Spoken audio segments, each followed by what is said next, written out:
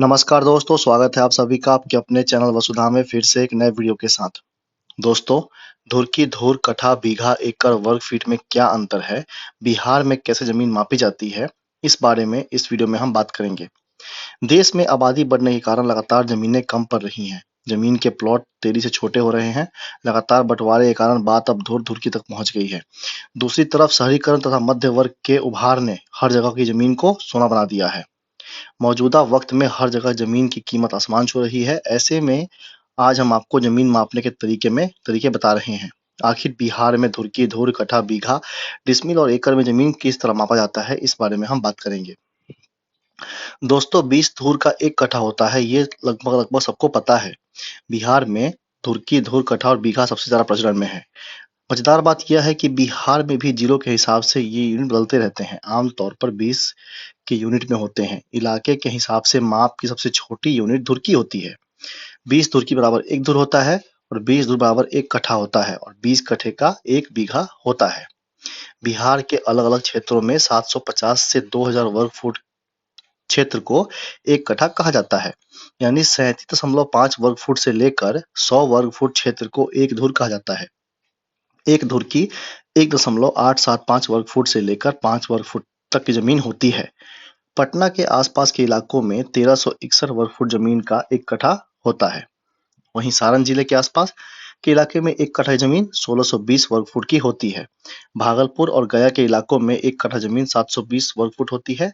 मुजफ्फरपुर और आसपास के इलाकों में 1760 वर्ग फुट जमीन का 1 कट्ठा होता है। सिवान में 1520 स्क्वायर फुट की जमीन 1 कट्ठा के बराबर है। पटना में 1 कट्ठा 1361 स्क्वायर फुट के बराबर है। मुंगेर में 1 कट्ठा 1361 स्क्वायर फुट के बराबर है। भागलपुर में 1 कट्ठा 720 वर्ग फीट के बराबर है।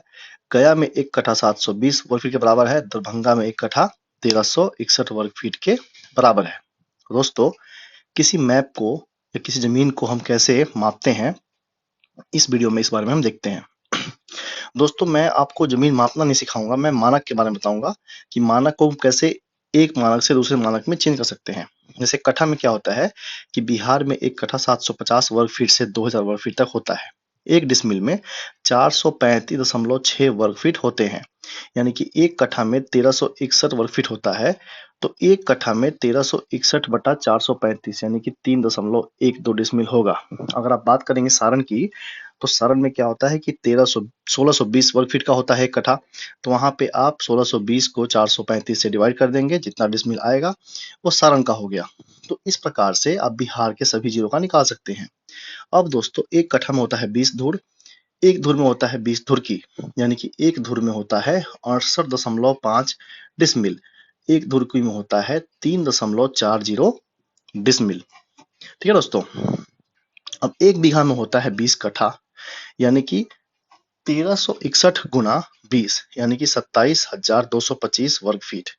1 एकड़ में होता है 32.5 कट्ठा। अगर 1361.25 वर्ग फीट का कट्ठा हो तब, ठीक है दोस्तों। अगर वही 1620 का होगा तो आप 100 डिसमिल को डिवाइड कर देंगे।